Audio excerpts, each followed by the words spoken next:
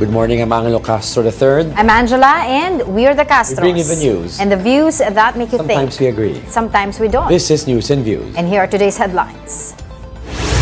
Two senators have proposed replacing Chinese Ambassador Jing Quan following a recent exchange of sharp words between senators and diplomats. The preliminary conference on former Senator Bong Revilla's flood control graft case begins today. Authorities have doubled their reward money for information on gambling tycoon Charlie Atong Ang. Health experts are raising alarm over the growing number of younger Filipinos diagnosed with serious kidney disease. Senator Rodante Marcoleta is setting conditions for a possible debate with former Supreme Court Associate Justice Antonio Carpio on the West Philippine Sea. Here's the report. Senator Rodante Marcoleta has set his own conditions when he goes on a debate with former Supreme Court Associate Justice Antonio Carpio. That's over issues involving the West Philippine Sea. Earlier this week, Marcoleta challenged Carpio and other officials to a public discussion before accepting Philippine Coast Guard spokesperson Jay Tarriela's invitation. Tarriela has offered the senator a domain awareness flight to the Kalayaan Islands in Palawan. In a social media post, Marcoleta said Carpio's proposal for a two-part agenda restricts the scope of the debate. Marcoleta wants no limits, as this will shortchange the people who deserve to see the complete picture of the WPS issue. Early this week, Justice Carpio set these parameters for the discourse. I accepted the challenge to debate this topic. First, the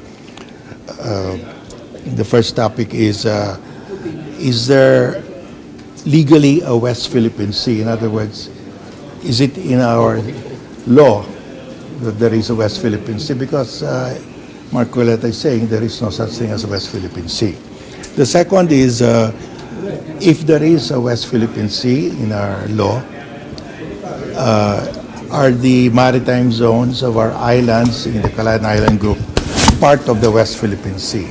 This comes after Marcoleta appeared to suggest giving up the Kalayaan Island Group, saying it was not within the country's exclusive economic zone. Ano ba talaga ipagpapatayan natin dito? We will offer our lives, including the lives of our children, and to die for it, for something that is not even within our EEZ. Ang gawin natin po para madali, i-give up natin yung KIG. He later on clarified he never meant surrendering the islands and that his statement was taken out of context. For News 5, Gerard de la Peña, We Are One News. Meanwhile, Senator J.V. Ejercito has called for the replacement of China's ambassador to the Philippines, Jing Quan, amid a heated verbal exchange between Filipino lawmakers and Chinese diplomats. Ejercito said the ambassador's hostile approach, despite being in the country for less than 2 months, is worsening tensions rather than improving relations. He suggested a more diplomatic envoy could help ease the situation. Instead of dousing cold water to the fire, he's adding fuel to the fire. So I think kung mas maganda kung papalitan ng someone who is more diplomatic in dealing with the host country. Senator Raffy Tulfo echoed Ejercito's concerns, describing the ambassador as overly sensitive and aggressive compared to his predecessors. Tulfo added that while he has no authority to recommend a replacement, appointing a new ambassador would serve the interests of both countries and improve bilateral relations. Parang balat sibuyas, and agresibo siya sa kanyang mga aksyon. Yung kanyang reaction sa mga developments, sa mga nangyayari dito. I think, yeah, maybe, well, wala naman akong recommendatory power o wala akong authority para sabing palitan. Pero it will be best for the interest of the Chinese and Philippine relationship na siguro magkaroon ng bagong ambassador. It will help a lot. Right, at this point, let's get the insights from Dr. Romel Banlawi, President of the Society for International Security Studies. Good morning. Yes, good morning to both of you. Good morning to everyone. Yes, Doc, thank you for joining us this morning. Yeah. Yes. All right, let's start off with the first point. How realistic do you think is the proposal, or how effective will it be to replace the new ambassador who just came in? Well, it will not contribute to the to the improvement of the current situation. Because if because the substantive issues have not been resolved. The key question here is not the representation of the ambassador, but the need for the two countries to rebuild confidence in order to find ways on how they can calm the situation in the South China Sea. There is a reason why the current ambassador was sent to the Philippines because they want to advance their national interest, and we also have the same reason to advance our national interest when it comes to the issue of the South China Sea. But I think the most important step now is for the two countries to rebuild confidence, in order to find ways on how they can manage their differences in the South China Sea. Yeah, Doc, sabi ng, just Go to ahead, touch up on that, sabi ng ibang lawmakers, you are right, no, and I agree with you na we have to find a common ground, no, para these things can be resolved peacefully. But sabi nila, how could that be achieved when you come in swinging in a home that you were invited to and talking against the owners of that home? Parang you don't see that daw with an envoy in China wouldn't do that, or an envoy or ambassador in the US wouldn't do that in the US. Parang wala daw respect or galang man lang before he says these things. Well, exactly that's the thing that we need to assert. We need to assert mutual respect, And I have met the Chinese ambassador, and I can see in him the good intention to repair damaged political ties between the Philippines and China. And in fact, he is very much willing to open all channels of communication for the two parties to really talk. Okay? And I don't think a change of the ambassador will make a difference. You're only touching the surface. What we need is to address the fundamental issue that results in the deterioration of bilateral ties. And for me, the issue here is the lack of trust, the lack of mutual respect. And I think we can regain mutual trust and we can promote mutual respect by first conducting a confidence-building measure. What we need that is a confidence-building measure. All right. But what can you say about the recent resolution passed by the Senate? No, yung nilalaman doon is yung kanilang kumbaga yung hindi nila pagsang-ayon, Condemnation. 'di ba, doon sa mga actions in China against the government officials.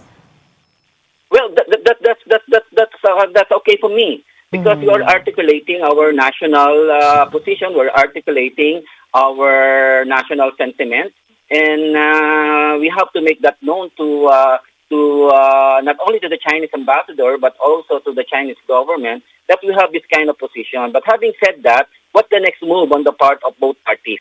It takes two to tango. Without an arrangement by the two parties to de-escalate their current situation, then we will face the same cycle again. So I have no problem with the Senate resolution, but I think because it's just an articulation of our national position. But what we need to examine is whether this Senate resolution can really make a difference. And apparently, it did. Yeah, because now, if you will listen to the various statements of the Chinese ambassador, especially his speech during the celebration of the Chinese New Year, he said he's willing to talk to the Philippine government, and he's willing to cooperate, and he's willing to address our differences, and he's willing to meet halfway, and he is willing to manage our differences. But of course, the taste of the pudding is in the eating. So we need to see whether he's truthful to what he's saying. So we need to he needs to match what he's saying with his action. And what we need now is to really make a sincere move on the part of both parties to really talk, and I see positive signs because both parties are already making talks. They already resumed the bilateral consultative mechanism in the South China Sea. They started talking about that in Cebu, and there's also another mechanism where the two parties can discuss their differences, the current negotiation of the code of conduct in the South China Sea. So I see positive signs. Right. So what we need now is to stop this exchange of harsh words against each other, because you're only hurting each other's national sensitivities. So stop this word war and start word peace. Yeah, right. Yeah. But having said that, no, recently or yesterday, nagsabi rin itong Chinese ambassador to the Philippines, and I quote, no, let's sit down, let's talk. No, he said, my own reflections is that in recent times, we have not been meeting each other enough. Political dialogue has at times nearly come to a standstill. What do you have to say to that? Di ba parang lagi naman we were always extending our hand to talk to them? Yes, talking is essential, and I think on the part of the Chinese embassy, they feel that the talking is not enough. So we need to accelerate talking. And for me, let us not be impatient about talking. Let us extend our patience when it comes to talking to China, because China has deep experiences in talking with all nations. In my research about China's territorial disputes with other neighbors, China spent a lot of years talking to their neighbors just to make peaceful settlement of disputes. Especially when it comes to Chinese territories. For example, China took more than 400 years to Portugal in order to get Macau, and more than 250 years in talking with the Great Britain in order to regain Hong Kong. So China has this experiences in talking, and the Philippines should also exercise our patience in talking. And I would like to cite the example of our talks with Indonesia. Do you know that we also have maritime jurisdictional conflict with Indonesia in the Sulu Sea? But we're able to settle our maritime jurisdictional conflicts with Indonesia after 20 years of talking. Just imagine, Indonesia is not a problematic country for the Philippines. Indonesia is a friendly country for the Philippines, but it took us 20 years of talking. So we have to prepare for a long talk in order to manage our differences. But what's the best way to continue this dialogue with China without so much as continuing to affect our fishermen, of course, no? Kasi iba ang very kaso. good. Kawawa naman ang mga fishermen natin. They bear the brunt That's of this good. conflict. So do you think Doc, may possibility na pwede tayo mag-sit down pero mag-pause muna tayo? Tigil muna natin yung hostilities? That's right. In fact, we already had such kind of arrangement with China in 2019 when we entered into an agreement with China to pursue joint fishery management cooperation. Without surrendering our national positions and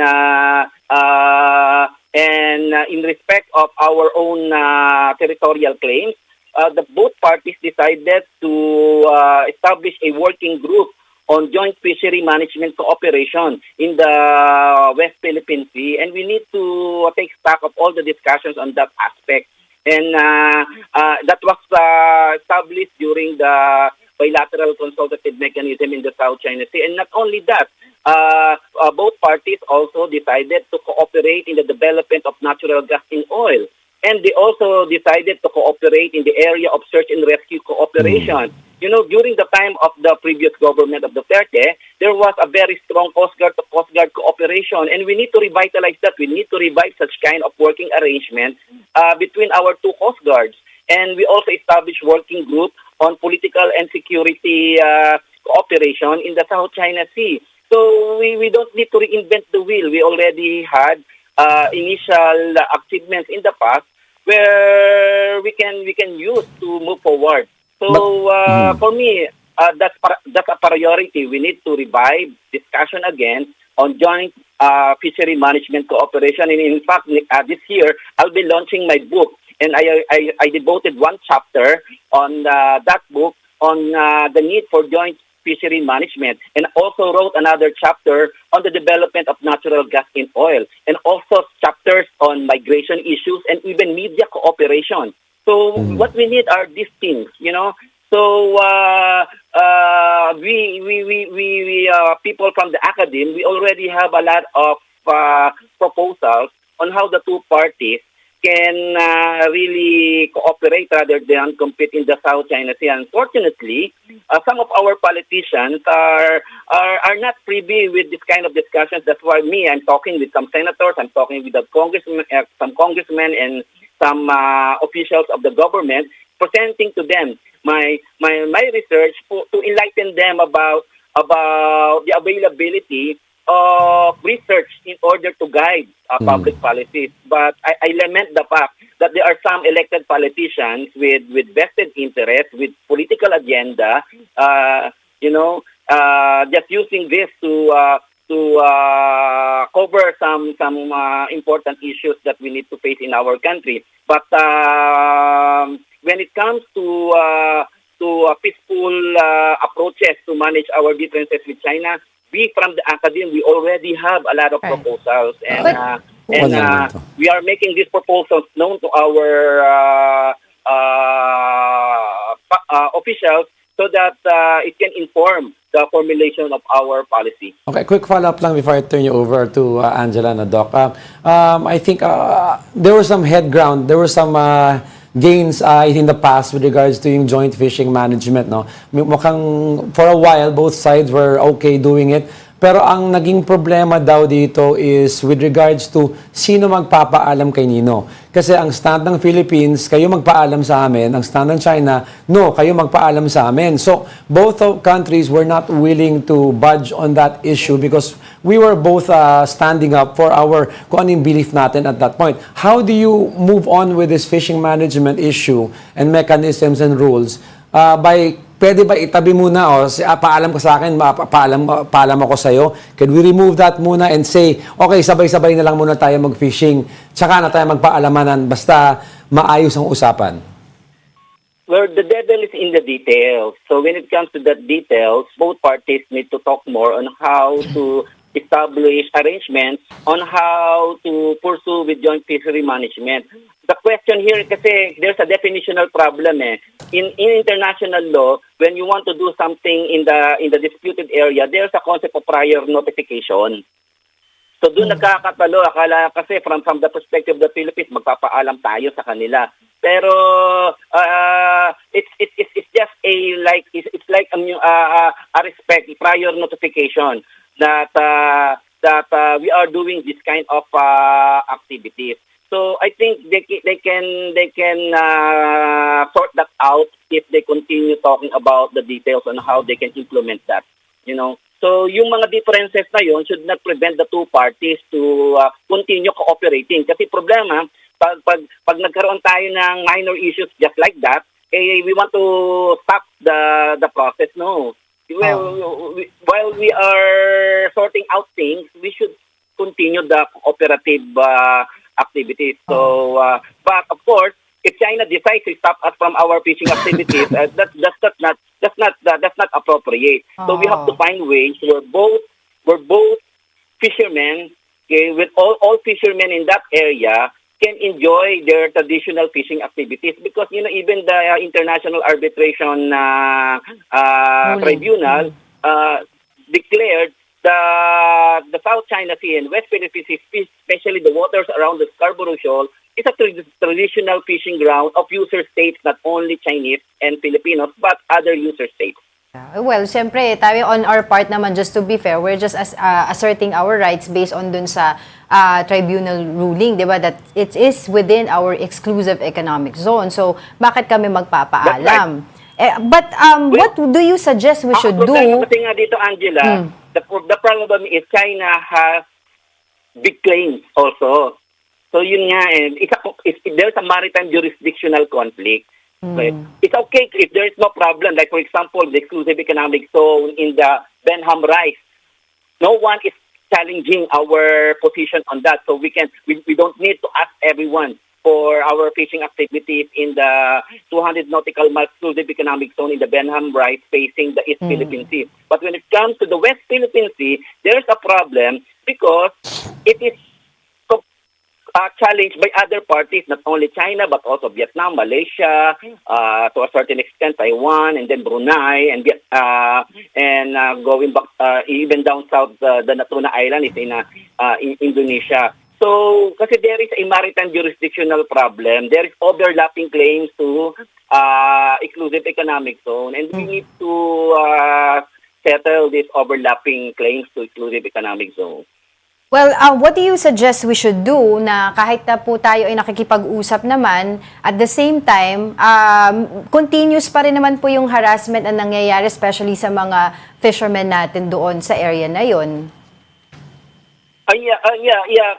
That's why we need to discuss that in the bilateral consultative mechanism in the South China Sea for all parties to exercise self-restraint, okay, and implement the principle of United Nations Convention of the Law of the Sea for all parties to fulfill their responsibility to cooperate. Remember, under UNCLOS, cooperation is not a moral suasion. Cooperation is a duty. Cooperation is a responsibility. And in order to pursue cooperation, UNCLOS also requires two parties to do two other things. One is to exercise self-restraint in the conduct of unilateral activities, and apparently all these China's actions against us are unilateral actions, and China also regards our actions in the West Philippine Sea as unilateral actions. We need to exercise self-restraint in the conduct of unilateral activities that are considered to be hostile by other parties. And at the same time, we have to pursue this concept of due regard, meaning we have to take into account that other parties also have their own national positions.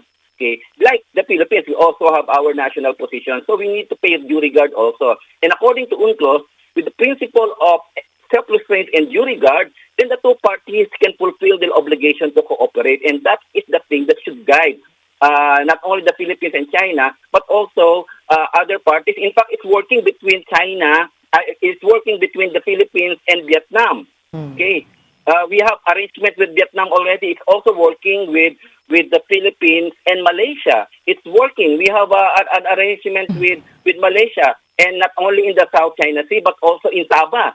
You know, so it's working. Now the question is, if it's working so far with Malaysia and Indonesia, why we cannot make it work with China? So that begs the question, because China is a big elephant in the room, big elephant in the room, and China's action in the South China Sea is not only perceived in the context of the South China Sea dispute, but also perceived in the context of U.S.-China major power rivalry, and that complicates the situation because the Philippines is an ally of the United States. So, maraming factors on why we are facing this kind of situation, why we find ourselves in this kind of difficult situation in the South China Sea. Right, but lastly, Doc, ASEAN Summit is going to take place next year. Tayo po ang magiging host. Do you think there's going to be a meaningful role itong ASEAN Summit to de-escalate the tension between the Philippines and China? Yeah, in fact, we are given the historic role in ASEAN because all parties involved in the discussion in the South China Sea, they decided to conclude the negotiations while the Philippines is a chair of the ASEAN. So they have a target. So they have a target to conclude the negotiation on the Code of Conduct in the South China Sea. And I'm happy to see that all parties in the negotiations already have achieved one common decision that if they conclude the Code of Conduct in the South China Sea, this code must be legally binding and substantive and in accordance with international law, particularly the United Nations Convention of the Law of the Sea. But there are other details that they still need to thresh out, and I hope under the Philippine chairmanship, all parties concerned, China and ASEAN, will be able to thresh out all these small differences, okay, in order to really conclude and come out with a code of conduct in the South China Sea. But I need to make this caveat, Angela and Angelo, a caveat. The code of conduct in the South China Sea has no pretension to settle territorial disputes. It has no pretension to settle maritime jurisdictional conflict. But the code of conduct in the South China Sea can enable the peaceful settlement in this dispute and peaceful settlement of maritime jurisdictional conflict by encouraging all parties to uphold a law that will promote a good order at sea. Kasi ang tingin ng iba kasi akala nila pag may code of conduct the South China Sea na mapipeacefully resolve na yung territorial disputes. No. But it only wants to create a conducive environment for all parties to cooperate so that they can settle the disputes peacefully eventually. But I remember former Justice Carpio said in one of his interviews na code of conduct COC is dead in the water already. For him. We respect his opinion, but as we see in the current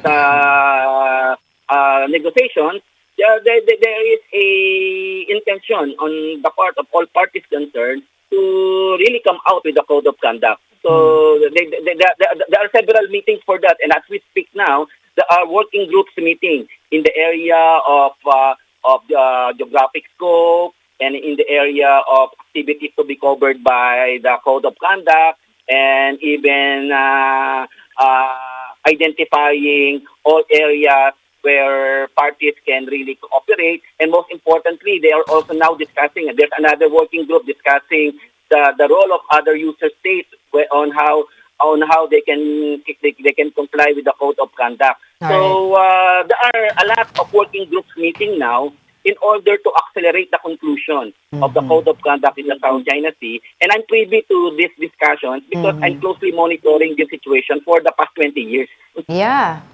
Ang tagal na niyan eh. Tagal Alright. na ito. Sige Pero po. I'm not losing my patience. I'm not losing my patience. But before we leave Angela and Angelo, I would like to take advantage of this situation to clarify yung issues ngayon na bumabagabag ngayon sa sinabi ni Senator Marcoleta na ibigay I-give ng up ang KIG. Kasi maraming inaccuracies kasi na dinidiscuss ngayon ng ating mga legislators when it comes to the issue of the Calayan Island Group. Remember, the Calayan Island Group is a group of islands with 54 land features. Right. Hindi lahat, 80% ng land features ng Calayan Island Group belong to our exclusive economic zone.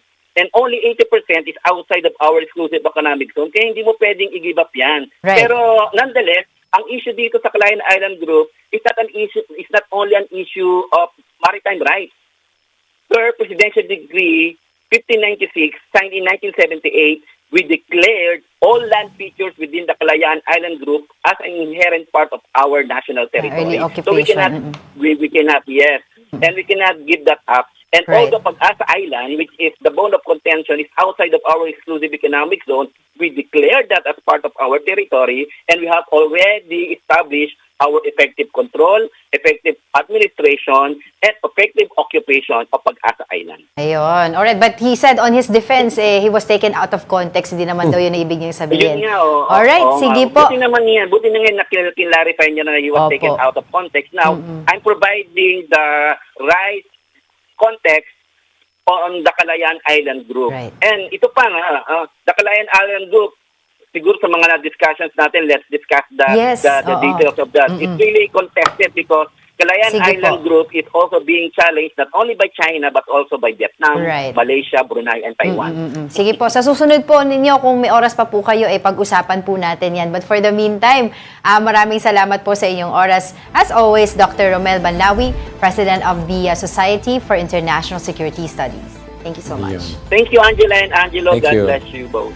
Mabilis lang na yung point out lang, yung sinasabi na tama si Doc if you can have peaceful relations with Vietnam and the other claimants, bakit hindi China? Well, sabi ng ibang luminaries, ang China lang naman ang nag-water cannon. You don't see Vietnam or the other claimants na pag nagkakaroon ng confrontation and nag-radio challenge, but you don't see them water cannoning our people, and we don't water cannon fishermen. Our fishermen. But China, a big Coast Guard ship, water cannons a small motor bangka. So how can you expect to talk to somebody na let's talk, pero nakikita mo yung farmer, yung fisherman mo, walang kalaban lang. Walang kalaban laban. All right, Senator Sherwin Gatchalian is pushing for reforms to strengthen the licensure examination for teachers and ensure higher professional standards. The details in this report by Mobile Journal, Merimon Reyes. Reforms on the licensure examination for teachers is being pushed by Senator Sherwin Gatchalian. His Senate Bill number 52 seeks to amend the Philippine Teachers Professionalization Act of 1994, expanding the membership of the Board for Professional Teachers, in which recommendations were raised in yesterday's hearing of the Senate Committee on Civil Service. This includes attaining masters at the minimum or doctorate degrees as criteria to be part of the board, the nomination of board members being done by institutions, and having a representative from the indigenous people. A representative in the technical panel or in the board will ensure that test items for teacher deployed to ancestral domains are culturally sensitive and that the portfolio assessment instruments respect traditional cultural expressions and communal intellectual rights. We only recommend strongly that PRC be very, very clear as to how they actually accredit professional organizations, because as we speak now, wala po tayong accredited professional organization. So part of this redirection is to clarify within PRC paano ba mag-accredit ng professional organization, sino ba ito dapat. The bill authorizes the Professional Regulation Commission or PRC in coordination with the Teacher Education Council to prescribe the examination scope and its corresponding qualifications. This, with an even stricter rule. Those who do not pass the licensure exam twice are required to take refresher courses. And to ensure the readiness of upcoming teachers, the proposed measure will also require applicants to submit a portfolio showing their adherence to professional teaching standards. The bill also introduces separate exams for special needs and early childhood education on top of those administered for elementary and secondary levels. Hanggang ngayon po, ongoing ang mga trainings namin on National Early Learning Curriculum, infant and toddlers early development. So marami po kaming binibigay na training. So they're asking our teachers kung pwede daw bang i-accredit ng PRC as CPD units yung kanilang mga trainings na binibigay po ng council. However, the committee also raised the concern. What for are the efforts on the professionalization of teachers if there are teacher education institutions who are not serving quality mentorship to budding educators? Erickson Reyes of the Commission on Higher Education reports that based on their recent monitoring, 397 programs from private and public institutions are recommended for phase-out. Students affected will be allowed for transferring to other institutions recognized or accredited by CHED.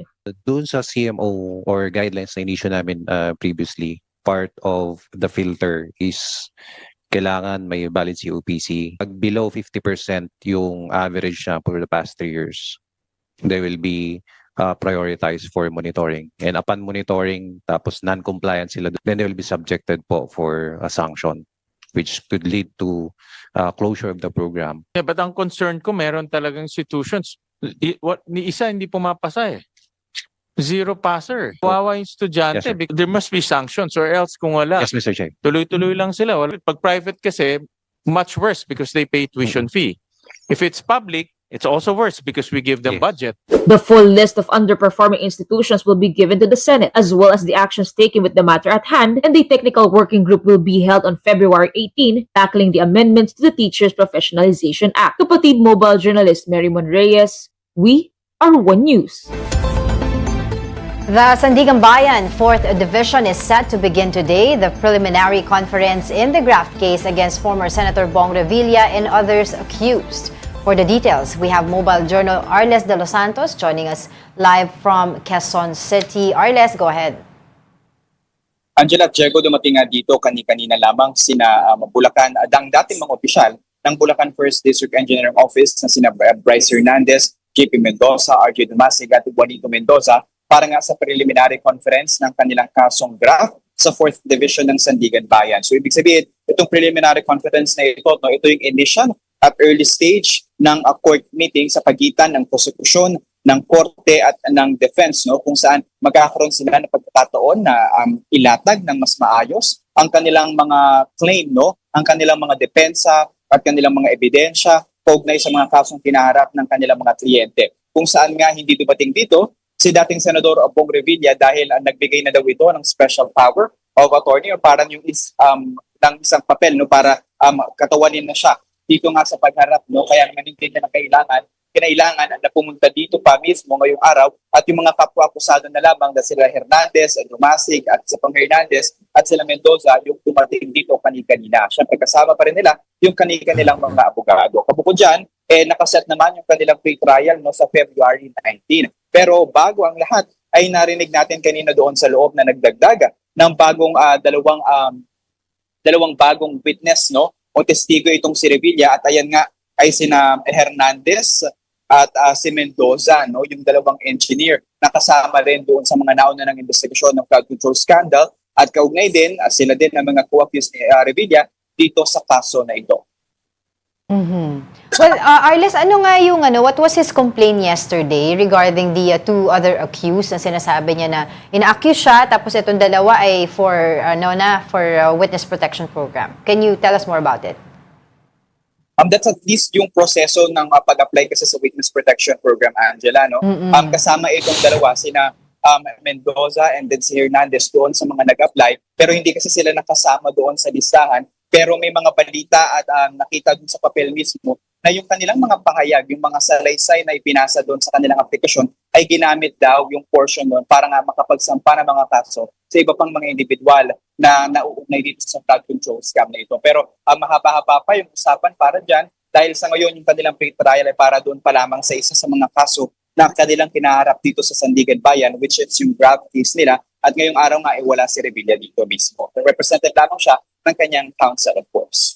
Alright, maraming salamat, Mobile Journal, Arles de los Santos. We'll be back with more stories after the break. Keep it here on One News.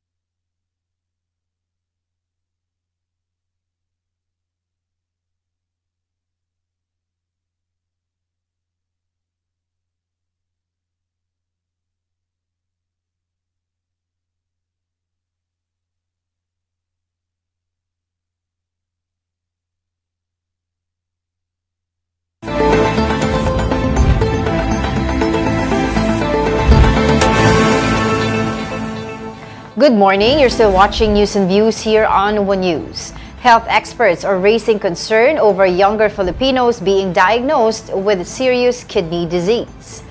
Data from the Department of Health show that in 2025, more than 600 Filipinos aged 20 and below were already suffering from stage 5 chronic kidney disease. Experts say this is alarming because at their age, the condition is supposedly preventable and not commonly seen. Specialists warn that chronic kidney disease often shows no symptoms until it becomes severe.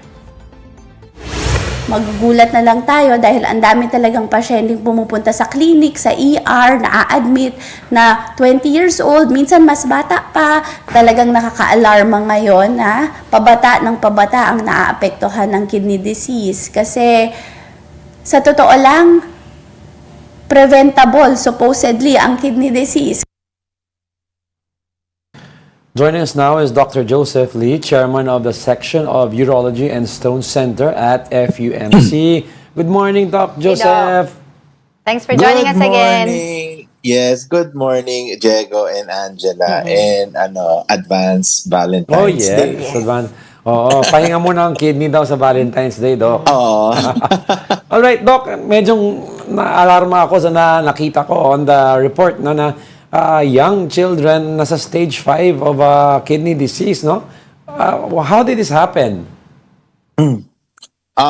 You're talking about early onset or even the pediatric age groups. There is a advance or increase in the data census of pediatric age group. This could be one attributed to the congenital anatomical structure. What does it mean, Diego, Angela? Meaning the patient in the beginning could have problems with the structure in the urogenital anatomy. You can have vesico-ureteral junction, obstruction, strictures, no? Those can attribute later on to the destruction of your kidney per se because of the long-standing reflux of the urine or the renal tubules are constantly being disrupted, no? This can be said in the context of because not that we are not aware, probably parents are not conscious that their children are having such complaints until such time there are symptoms. Severe. So what are the symptoms, diba?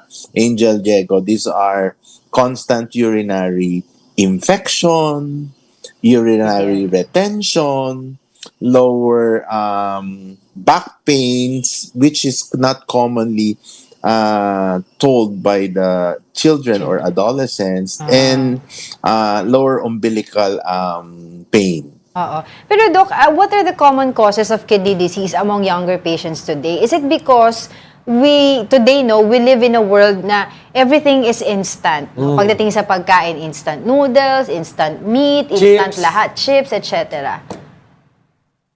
One thing that we can attribute, Angel, is early onset of diabetes and hypertension. Diba? We have problems with processed foods and very fast food or foods that are not readily cooked in our household, but we see it in restaurants. But because the elements or the ingredients of how the foods are made might not be good for the kidney in itself, especially those that are processed. Or mga burger houses, di ba? Lagi natin sinasabi. Right. Then, the fact that you have already a family history of diabetes, hypertension. That's why we also find kids with early onset of pre-diabetes and pre-hypertension. So these are very, very strong indicators of metabolic syndromes, which can occur earlier in childhood that can later on cause chronic kidney disease. So, kung ang parents mo merong diabetes, ganun, ikaw yung susceptible ka magkaroon ng chronic disease, ganun ba yun? Unless the risk factor, Angel, keeps on bombarding the adolescents. When I say risk factor, the parents can be diabetic. Both of them or one of the parents can be diabetic. But of course, there is a risk already. There is a risk already of probably kasi we cannot predict sasabihin mo, oy, baka yung anak ko meron CKD or will undergo CKD or have diabetes. Hindi natin alam. But when I say the risk, so yung lifestyle mo continuously is not checked or regularly attended monitored into, you might lead to what we are afraid of. Tapos, diba? To add to it pa, Doc Joseph, yung sinasabi mo, predisposed ka pa to other issues. So, nag-compound together. Yes, the word is predisposed, risk factors, and unmonitored. When you say unmonitored, Angel, alam mo na, hindi mo na monitored, may symptoms, ayan, lalala na siya. Doc, ang tanong ko rin dito, ang prevalent ngayon sa mga, you mentioned, mga pagkain, fast food, products in the supermarket, most of them, kung titignan mo yung label, ang common denominator, aside from sugar, is the presence of sodium not only as a flavor enhancer but as a preservative, because sodium is widely used to preserve several items. Yes. Does this contribute, Doc, also to this new generation? Aga pa lang kung ano-anong issue na. Sodium causes hypertension problems also. You're correct, no, Diego? Kasi of course, one of the things that we monitor for our your kidney is not only your creatinine but your GFR, your glomerular filtration rate, no? For children kasi, it should be less than 90 mg per ml, 'di ba? For adults kasi, we count it as 90 to 120. What is that? What is GFR? That is the functional capacity of your kidney. So when you say kidney, you have the right and the left bilateral. So at least kailangan balance na. So how does it change the paradigm of the function? So pag meron mga shift, like say sabi mo sodium, 'di ba? So you'll end up having what? Hypernatremic. Ibig sabihin mataas ang sodium mo, so you'll attract more water. Yeah. So when you attract more water, what is the water? They can contain exotoxin coming from the kidney. Are talking about the kidney, kasi the exchange of toxins are happening in the tubules of the kidney. So pag meron dumi dyan, baka masak up yan, and you can later on cause what? Edema, bipedal edema, or later on puffiness. Di ba nakikita mo? Yeah. That's a very, very common presentation, especially for our patients who are undergoing dialysis. Puffiness of the eyes and edematus of the bilateral extremities. Yun ang tama ka dyan. Sodium, unbalance, tapos constantly, alam mo, Angel, nasisira, nabombard ang tubules natin, you'll end up early onset of chronic kidney disease. So for layman's term, Doc, anong gagawin ng mga magulang para yung mga anak nila would not end up in the hospital because of this chronic kidney disease? Una, 'di ba, uminom tubig, hydration. Yan lang naman ang nutrient ng kidney, 'di ba? Right. Pangalawa, paano natin mapipigilan? Bibigyan mo ng baon. Mama, I want baon. Ayoko ng cooked food. Di ba? They all go to the fast food restaurant. So I think that the discipline will probably start in your household on how you will discipline your child. Di ba? Kasi minsan, tayo, di ba, Diego, I think you believe, no, Angel? Sige, ayaw niya kumain. Sige na, pabigyan mo na ng hamburger. Hamburger dito, hamburger dito. Parang minsan, feeling mo, isang linggo nag-hamburger. We don't blame the hamburger. We're not putting brands. Pero these are some of the fast foods that can cause problems. And besides that, marami pa dyan, di ba? I was wondering, Doc, kung pati puyat would also trigger chronic kidney disease because I remember, sabi nga ng mga doktor, katulad mo, Doc, kapag natutulog ka, doon nag-regenerate yung body mo diba? So kung ikaw ay puyat, it causes also that. Tama po ba? Yes. Ang puyat kasi or lack of sleep, Angel, Diego, it prevents the organs to recalibrate or rechannel. 'Di ba?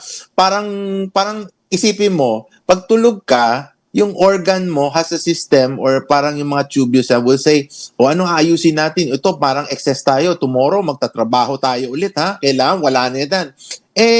Pag puyat ka, parang walang chance parang mag-rechannel or recalibrate yung kidneys mo. Trabaho na naman. Ganon, alam mo yun? Parang so and when your substance or your toxins are coming in very strongly paulit-ulit, masisira ang tubules mo. When I say tubules, you have millions and millions of renal tubules in the kidney. So when they're destroyed, they're partly and partial will affect and cause chronic renal or chronic kidney disease. Lastly, Doc, mabilis na lang po, meron po ba mga routine test na dapat gawin sa mga bata na kahit kasi dun sa balita natin, sinasabi nga na hindi natin malalaman until it's severe already. So, para ma-monitor yung kidneys nila. One is very, very common, di ba? Common sabi natin pag bata. Pag very recurrent ang infection niya or UTI. Sa UTI. bata, very common yan. Very, ano ka na, that's one alarming factor. So, you have to be very conscious of that. Of course, you have to do blood exam. Tama ka, tama ka, Angel. Hindi naman lagi natin pinapakreatinine yan, pag GFR yan, di ba? Those are a bit of specialized examination. Now, ang una mong target, UTI, but paulit-ulit, no? Notwithstanding infection. Then pa-ultrasound mo, tingnan mo, baka may parenchymal changes. When you talk about parenchymal changes, this is a thickness of the kidney. When your parenchyma starts to be thinner, that would be a problem and that would be a starting point for chronic kidney disease. Alright, sige. As always, maraming salamat po sa inyong oras. Dr. Joseph Lee, Chairman of the Section of Urology and Stone Center at FUMC. Thank you so much for joining us again. Morning. Morning. Don't go away because we're not done yet. Stay with us.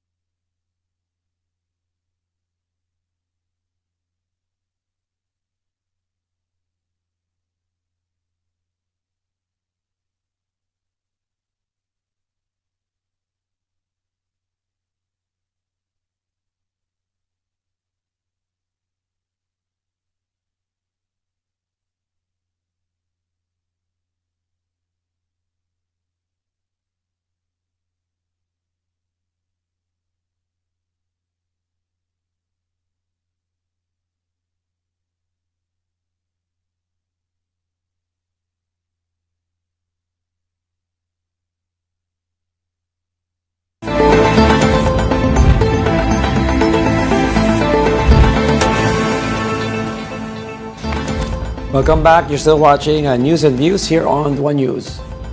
Now, with only just a day before Valentine's, crowds have started to flock to Dangwa Flower Market in Manila. Let's check the situation on the ground with Mobile Journal Francis Rivera. Francis, go ahead.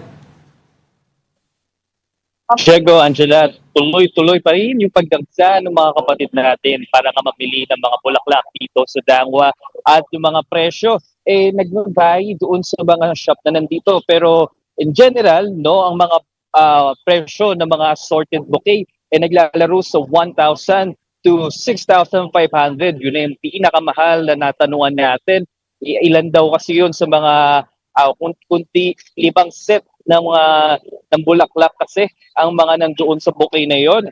So meron din mga sunlight na naglalaro sa 150 per pieces. Yung carnation naman naglalaro ng 900 pesos. 20 pieces na raw yan. Sa gerbera naman 400 pesos at 10 pieces.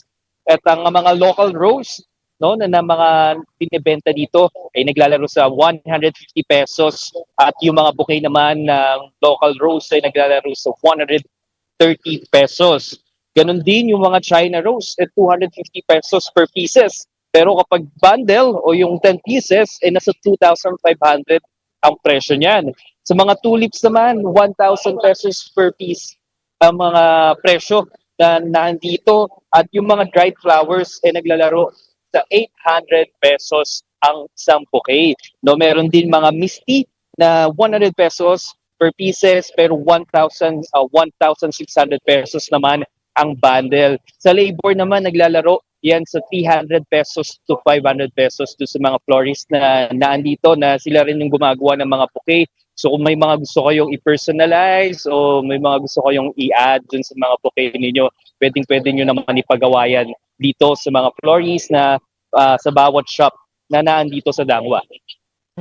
Probably, perhaps, JF, baka pwede mong iikot na lang kami dyan sa surrounding mo para makita namin yung whole picture of what's truly happening there in Dangwa. Okay.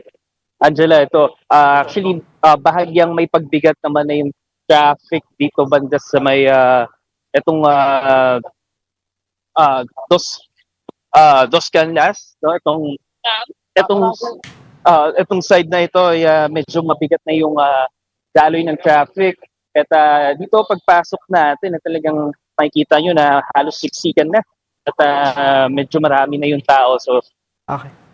no, kaliwat kanan naman yung shop na andito. So, pagpasok nyo naman, may mga nag-aalok naman sa inyo dito. So, hindi na rin kayo mahirapan, no, mamili or maghanap ng mga shop o mga flower na inyong bibilin dahil sila na mismo yung lalapit at sila na mismo yung nag-aalok ng mga Okay. No. Alright, nahirapan na Wala ng yung signal signal. si Alright. Francis. Alright, thank you for that mobile journal. Francis Rivera reporting from Dangwa, Manila. Now, the Philippine Animal Welfare Society kicked off its first date event, inviting the public to spend time with rescued dogs and cats. Mobile journalist Danielle Dayaw has the report. This Valentine's Day, the most charming date don't come with roses. They come with paws, whiskers, and a second chance at love. The Philippine Animal Welfare Society offers Forever Home at the center of Love Month. Instead of candlelit dinners and bouquets, Paw celebrates love a little different. A first date with rescued dogs and cats. From February 12 to 14, animal lovers signed up to spend time face-to-face with shelter animals. Walking, playing, and in some cases, just sitting quietly together. We wanted to ride on the popularity of Valentine's as, a dating season. And it's very hard to get people to come to an animal shelter and visit a rescued dog or rescued cat. But behind the cute photos and cuddles is a much bigger purpose. Executive Director of PAWS, Attorney Ana Cabrera, emphasized that in the Philippines, breed and buy remains the norm, even as an estimated over 12 million stray cats and dogs continue to roam the streets. This Valentine's Day event is to encourage people to adopt instead of buying a pet. If you're looking for love, you can find it at the shelter. Instead of speed dating, PAWS invites the public to try an organic encounter, where Filipinos find four-legged love by simply visiting Animal Rescue Center. We're very overwhelmed na fully booked na for the 3 days. They can still sponsor yung mga hindi na-date because we have some dogs and cats na under rehabilitation pa. And for many of the first daters, the experience hits close to the heart. I lost my wife recently. Just last month, I lost her. So, we both love dogs and cats. We have 2 dogs at home. And I said, what better way to spend Valentine's than spending time with creatures of God that she also really loved. So, that's it.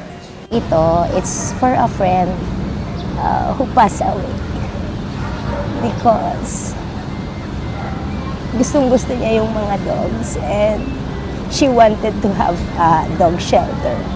And when I saw this sa post, sabi ko, wow, what a way to celebrate Valentine's Day. May it be for love, healing, or curiosity, this event proves that love can start in the most unexpected places. Sometimes it starts at the shelter. In seasons of hearts and flowers, compassion may just be the most meaningful date of all. Kapatid Mobile Journal Daniel Dayaw, we are One News. Ang cute naman. Spending time with our fur babies. Happy Valentine's, ha? Happy Valentine's. Sa kapula ng hako, di ba? Happy Valentine's. And we also remember our dear family per si Yoda. Oh, happy Valentine's kay Yoda in heaven. Correct.